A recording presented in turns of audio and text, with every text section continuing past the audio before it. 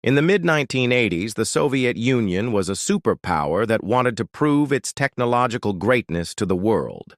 Factories roared, missiles stood ready, and in the fields of science and engineering, the USSR claimed to be second to none.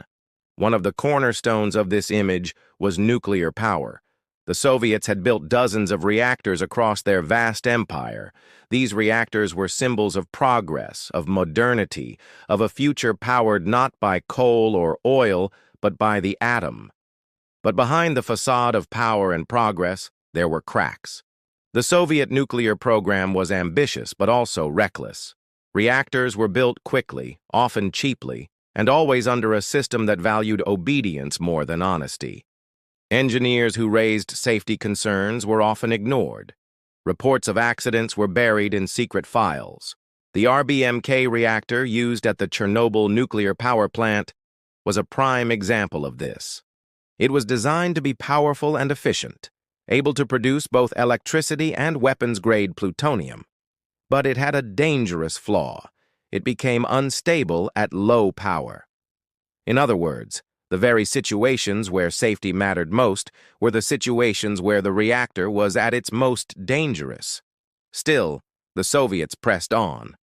The Chernobyl plant, located in northern Ukraine, just 15 kilometers from the border with Belarus, was one of the jewels of the Soviet energy system. It employed thousands of workers and powered millions of homes. Beside it was the city of Pripyat, a model Soviet town built for the plant's employees and their families. Pripyat was young, modern, and full of life. By 1986, nearly 50,000 people lived there. They had schools, hospitals, sports facilities, even an amusement park that was scheduled to open on May 1st. For the people of Pripyat, life seemed stable.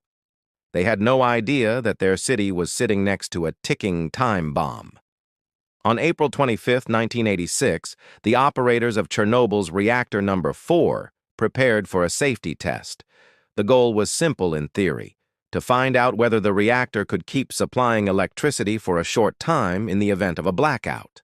If external power was cut, could the reactor's turbines spin long enough to keep the cooling pumps running until backup generators came online?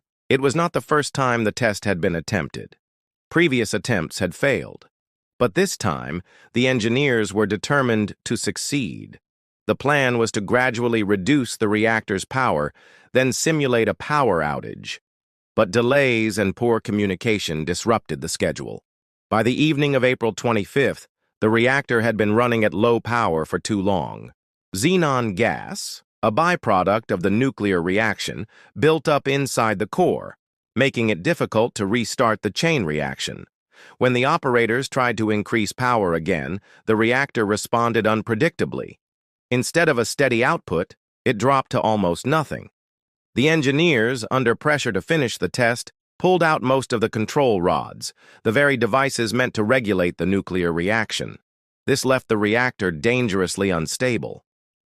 To make matters worse, many of the safety systems had been switched off to allow the test to proceed. It was a recipe for disaster. Shortly after midnight, Deputy Chief Engineer Anatoly Dyatlov pushed the operators to continue, despite their doubts. He was a strict, intimidating figure, known for berating his staff. His orders were clear. The test must go ahead. And so, with the reactor unstable, the safety systems disabled, and inexperienced night shift workers at the controls, the stage was set. At 1:23 in the morning, the final phase of the test began. The flow of steam dropped, the turbines slowed, and the cooling pumps lost power. Inside the core, water turned to steam, pressure rose, and the unstable reactor went out of control. The operators, realizing something was wrong, pressed the emergency shutdown button known as AZ5. In a well-designed reactor, this should have ended the chain reaction instantly. But in the RBMK design, the control rods had graphite tips. When inserted, these tips briefly increased the reaction instead of stopping it. The result was catastrophic. In less than a second, power surged to more than 100 times the reactor's maximum capacity. At 1:23 and 40 seconds, Reactor 4 exploded.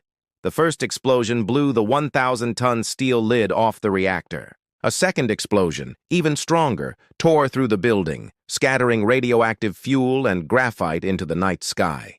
The reactor core, exposed and burning, sent a column of radioactive smoke high into the atmosphere.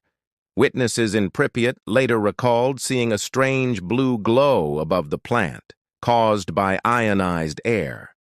They stood on balconies and rooftops, watching the light show, not realizing they were bathing in deadly radiation. The explosions released the energy of several tons of TNT, but the true weapon was invisible. Radiation. The air around the plant was filled with radioactive iodine, cesium, strontium, and deadly plutonium. Anyone who breathed it in, touched the debris, or even stood nearby was in mortal danger. Firefighters from Pripyat were called to the scene within minutes. They thought they were fighting a normal fire. Armed only with hoses and bravery, they climbed onto the roof of the plant, where radioactive graphite blocks lay scattered. Some picked them up with their bare hands, not knowing they were handling material so toxic it would kill them within weeks. As they battled the flames, many firefighters began to feel strange symptoms. Their faces burned. They tasted metal in their mouths. They vomited repeatedly. Some collapsed right there on the ground. None of them had been told the truth. They were heroes, but they were also victims of secrecy. In the hours after the explosion, the city of Pripyat remained calm. People went to work. Children played outside. Couples got married. Babies were born. And life seemed normal. But all the while, an invisible killer drifted through the air. Radiation levels in Pripyat were thousands of times higher than normal. Birds dropped dead from the sky. Children fainted on their way to school. Yet no warning came. Local officials insisted that the situation was under control. They even held a parade rehearsal in the city center just hours after the reactor had exploded. The people of Pripyat trusted their leaders. Why shouldn't they? They had no idea they were breathing poison. It was not until 36 hours later that the order came. The city would be evacuated. Buses lined up, hundreds of them, stretching as far as the eye could see. Loudspeakers told residents to bring only the essentials: food, clothing, important documents.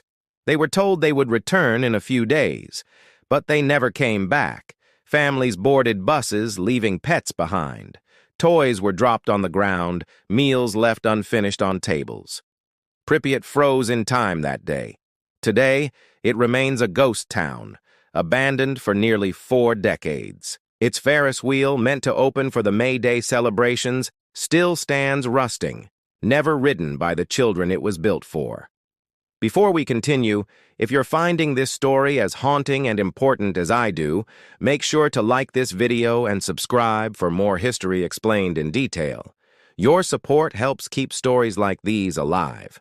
While the people of Pripyat were being evacuated, the Soviet leadership in Moscow scrambled to control the narrative. Admitting to a disaster of this scale would be embarrassing. It would expose the flaws of Soviet technology and governance. So they chose denial. In the first official reports, the explosion was described as a minor accident. No mention was made of radiation spreading across Europe. Even as Swedish scientists detected radioactive particles drifting from the USSR, the Soviet government remained silent. Inside the Kremlin, there were fierce debates. Some urged transparency. Others insisted secrecy was essential. Ultimately, secrecy won.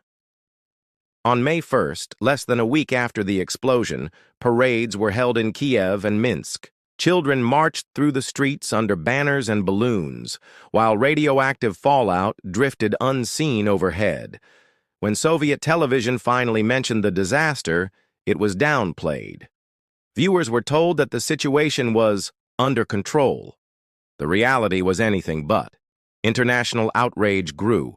Western governments demanded answers. The Soviet Union, forced to respond, eventually admitted that there had been an explosion. But they never gave the full truth. For many, the lies were as shocking as the disaster itself.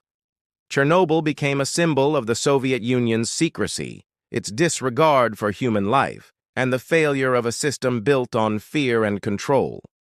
Once the fire was out and Pripyat was empty, a new battle began, the battle to contain the reactor. The explosion had left Reactor 4 wide open, its core exposed to the air. If the molten fuel burned through the building's foundation and reached groundwater, it could have triggered an even greater explosion, one that might have rendered half of Europe uninhabitable. To prevent this, thousands of men were sent to Chernobyl. They were soldiers, engineers, miners, and ordinary workers. They became known as the liquidators. Some were ordered to tunnel beneath the reactor, digging by hand in suffocating heat to install a cooling system. Others were sent onto the reactor roof, where radioactive debris lay scattered. Robots were tried first, but the radiation was so intense that their circuits failed within minutes, so the job fell to humans. One by one, men were sent onto the roof, armed only with shovels and protective suits made of little more than lead sheets. They had 60 seconds to throw debris back into the reactor pit before radiation cooked their bodies. Some managed 90 seconds. A few pushed past 2 minutes. Many of them would never live to tell the tale. Helicopter crews dropped thousands of tons of sand, boron, and lead onto the burning core, trying to smother the radiation. Others built dams to stop radioactive water from flowing into rivers. All told, more than 600,000 people were involved in the cleanup effort. Many of them died young. Others lived with cancers, heart disease, and ruined health for the rest of their lives. They were heroes. But heroes the Soviet Union rarely acknowledged. If you think their sacrifice deserves to be remembered, take a second to like this video and subscribe for more hidden stories from history. The immediate toll of Chernobyl was horrific, but the long-term effects were just as devastating. Officially, the Soviet Union admitted that 31 people died as a direct result of the accident. In reality, the number is far higher. Thousands of firefighters, liquidators, and civilians later died from radiation sickness. Tens of thousands more developed cancers and other illnesses. Children in Belarus and Ukraine were especially vulnerable. In the years that followed, cases of thyroid cancer skyrocketed. Entire villages were abandoned. More than 300,000 people were permanently displaced. The environment was scarred, too. Forests near the reactor turned a deep reddish-brown and died, earning the name the Red Forest. Animals that survived were often mutated. Some areas remain so contaminated that they will be dangerous for thousands of years. Beyond the health and environmental impact, Chernobyl left deep psychological scars. For millions, it destroyed trust in their government. It revealed the dangers of secrecy and the fragility of human systems. Some historians even argue that Chernobyl helped bring down the Soviet Union itself. When the truth finally leaked, it fueled anger and disillusionment. It showed ordinary people that their leaders were willing to lie, even as they faced mortal danger. Today, the ruins of Reactor 4 are sealed beneath a massive steel structure, built in 2016 to replace the crumbling sarcophagus that was hastily constructed in 1986. It is the largest movable building ever built on land, a monument to human error and human resilience. Pripyat, once a thriving city, remains frozen in time. Classrooms are filled with dusty textbooks. Playgrounds stand empty. An entire world abandoned in a single day. Yet nature has begun to reclaim the zone.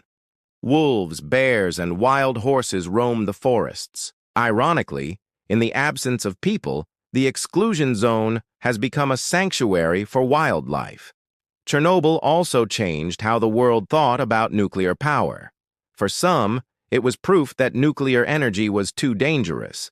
For others, it was a lesson in what happens when secrecy and poor design meet. In culture, Chernobyl has become a symbol of hubris, of tragedy, and of survival. Books, documentaries, and the acclaimed HBO series have brought its story to millions. Each retelling reminds us of the human cost of ignoring warnings and silencing truth. Chernobyl was not just a Soviet tragedy, it was a human tragedy. It showed us that technology, no matter how advanced, is only as safe as the people who control it. And it left us with a haunting reminder. Some mistakes last forever. So if you found this story powerful, make sure you like this video, subscribe, and share it with others. Because the lessons of Chernobyl should never be forgotten.